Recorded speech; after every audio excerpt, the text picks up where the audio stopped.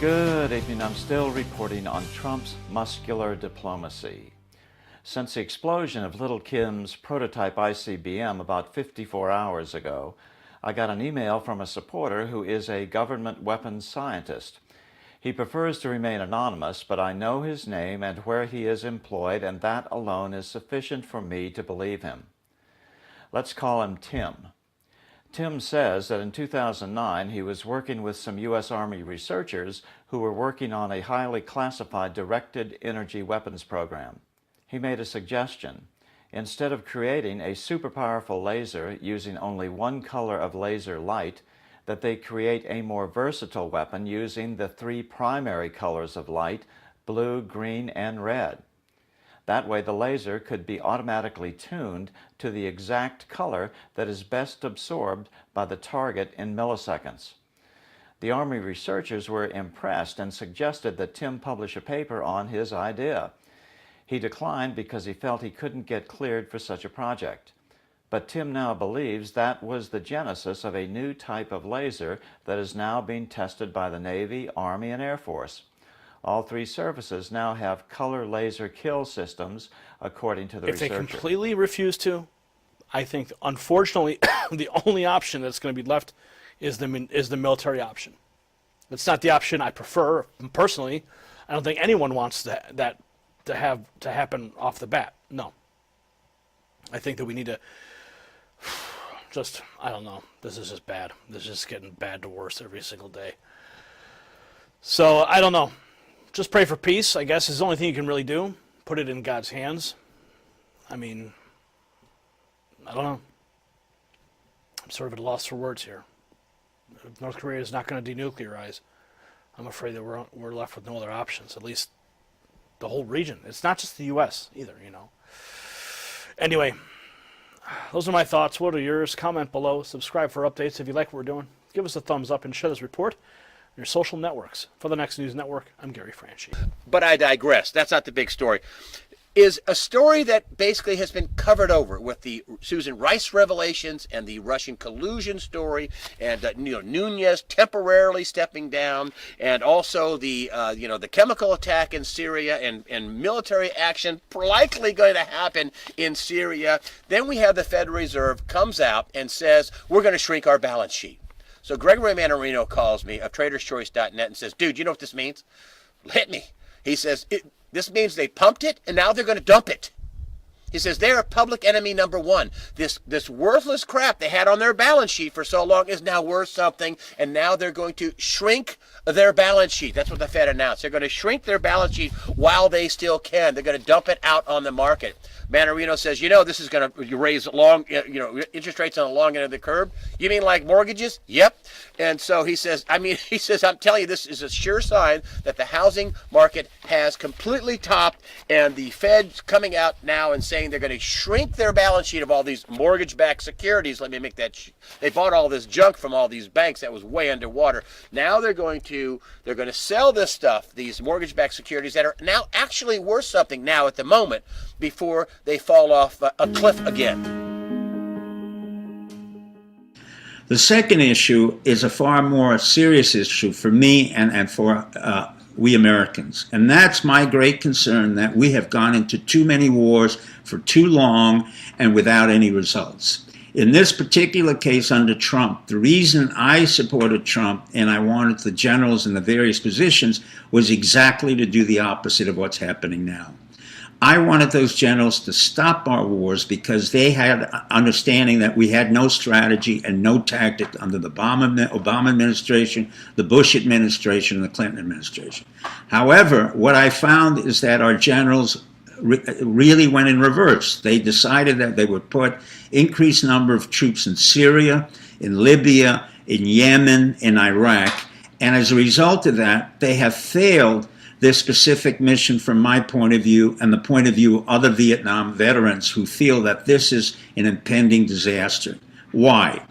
Because for the most part, the wars have no outcome and no political direction. In simple terms, there is no strategy for what we are doing in Yemen, Iraq, Syria. In fact, intensification of firepower is not a strategy. That is a tactic. And it's costing us billions and billions of dollars to deploy our troops into these various areas. Secondly, we're going to have the same phenomenon that we had in Vietnam. We're going to have an increased body count of American soldiers who've been on the front line and who have died as a result of a strategy that didn't exist. For the most part, the devolution of power in Iraq is very simple. Iraq is a creation of Gertrude Bell of MI6 and Winston Churchill. It's an amalgamation of three different sects: the Kurds, the Shiites, and the Sunnis. There is nothing in the world that we can do from 15 to 20 years to integrate that three separate divisions into a country. It does not exist as a country. Similarly, Libya does not exist as a country. Thanks to Panetta and DCI Petraeus and Hillary Clinton, we made another faux pas in Libya. It's a total disaster, having taken out Gaddafi. There, we have to make sure that we can amalgamate the tribes, deal with them individually, and particularly the Tuaregs, and then cease and desist all firepowers. The third part in Yemen is even more serious. Yemen is a product of the British Empire. It has always had a tribal conflict between the Shiites and the Sunnis. Today, we are supporting the very countries that in fact have created ISIS. What do I mean? Saudi Arabia, Dubai, UAE, Israel, we're all part of this amalgam that created the nonsensical group called Al-Qaeda and ISIS. We are in fact fighting our own creation, and we're spending too much money and too much time. Let me put it simply. Any fool can create a war, but not any fool can stop a war. Or as Prime Minister Stanley Baldwin says, it takes 20 seconds to create a war and 20 years to undo that war. Thank you for listening, and God bless. Dr. Pieczenik. Hi, this is Dr. Steve Pieczenik, and this is Steve Talks. Business Insider? What in the world does cannibalism and Neanderthals have to do with Business Insider? Yet there it is. It's in Nat Geo. It's in every scientific magazine. It's absolutely everywhere. And all it makes me think is The Simpsons, 9/11. These people have total control. 10 corporations own everything you can buy at a grocery store to eat. Many of us were unfortunate enough to be living in suburbs and cities. When they stop shipping the food to the supermarkets, we've seen this happen dozens of times in the past. Even the threat of a really rainy day, everyone rushes the supermarket and everything's off the shelf. Is that what they're planning on doing? Are they warming people up to the idea of eating your neighbor? This is getting crazy, and these are real things we have to think about. Or you can just put your head in the sand and ignore it. But I digress. At any rate, this is showing up everywhere. I can't quite figure out why. I do understand the mechanics behind it, but what do they have planned? Because whatever it is, it's coming soon. And it's funny that the World War III thing is in high gear right now. North Korea, Syria, we've got boots on the ground. We've got special operators. Are they planning on striking the United States to the point that the food supply gets interrupted or stopped? Because that can happen. And if so, are you guys ready? I'm serious. Are you guys ready? Richie from Boston. Like, share, subscribe, or don't. Go eat your neighbor. I don't care. I'm out.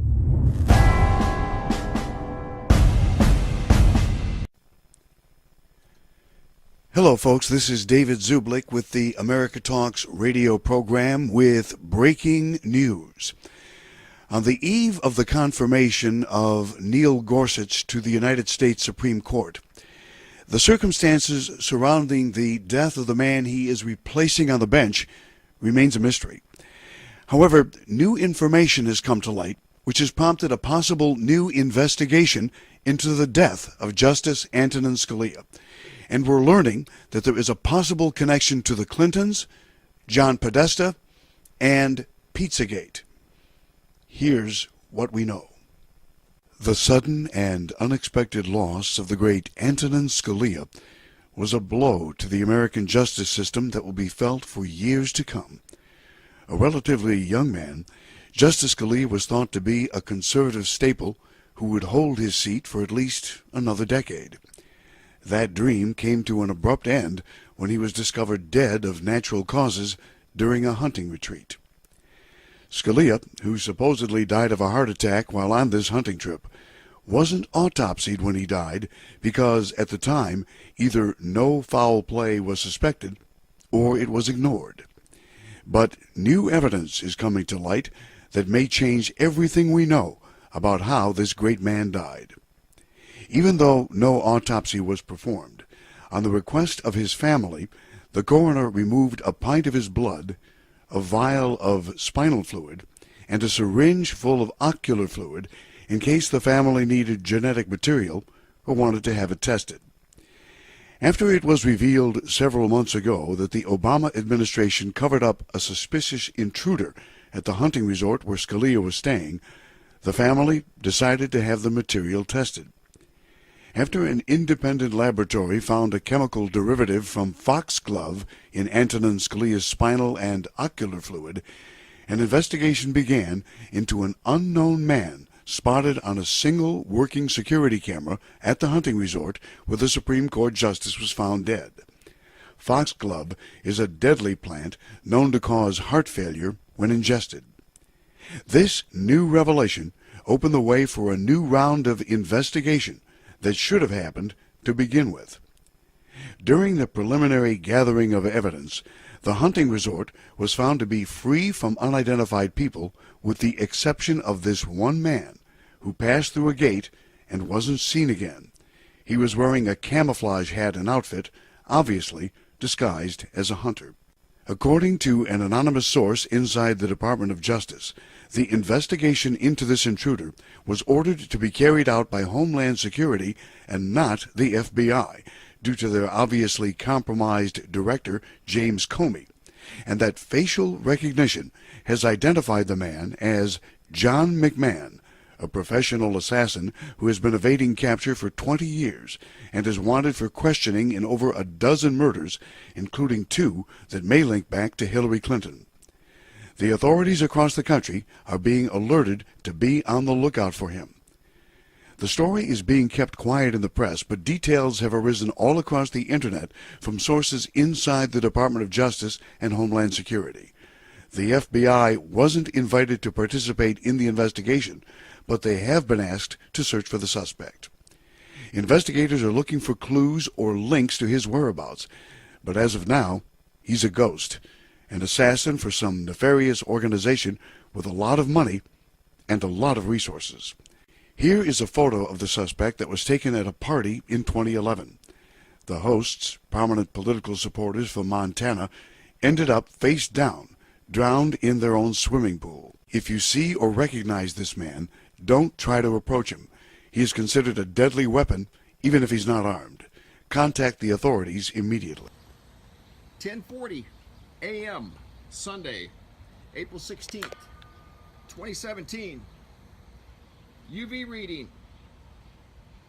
at 10:40 a.m. 12 plus. You're seeing it. Right now, there it is, 12 even. That's in the direct light.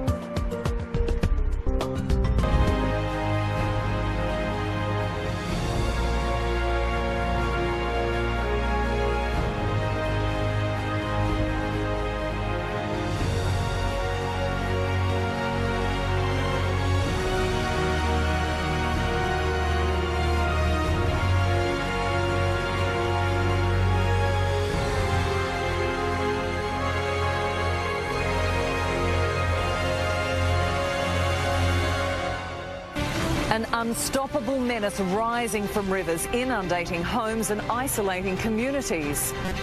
Rescuers put in danger, saving people ignoring the "if it's flooded, forget it" message. Bridges obliterated, roads ripped apart, and the region's dams roar to life. Evacuated from the danger zone, residents return to begin the messy cleanup.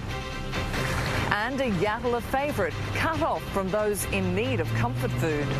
A raging river where it simply doesn't belong. Homes inundated, surrounded, cut off. The curse of Cyclone Debbie coursing from the tropics and into the suburbs.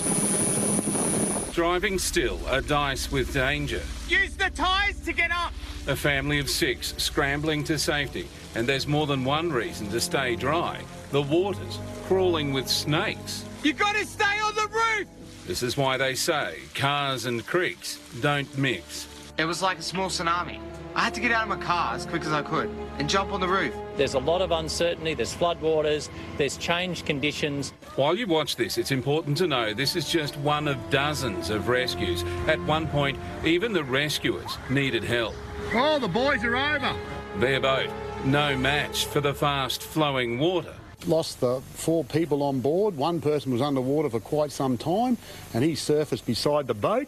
From Logan to past the border, the quickly rising floodwaters caught many off guard. Ordinarily, we get as many as half a dozen cyclones in a year, but on the last day of the season, Debbie saved her worst till last. Records were broken across the regions. It's been decades since they've seen this much water in their backyards. We've never seen the kind of inundation that we have had right now in the Albert River catchment areas. In Beenleigh, pride and joy met rising tide. It took a lot of horsepower, but it was worth it. A lot of people would say, why don't you just leave a car, it's just a car. Why is it important? Because it's a collectible, mate. Overnight, the SES recorded 3,000 calls for help, and they're still scrambling to catch up. For those Queenslanders who have called for assistance, assistance is on the way. In the end, the water ran faster than they could. This time-lapse inside this rug shop showing just how much water came.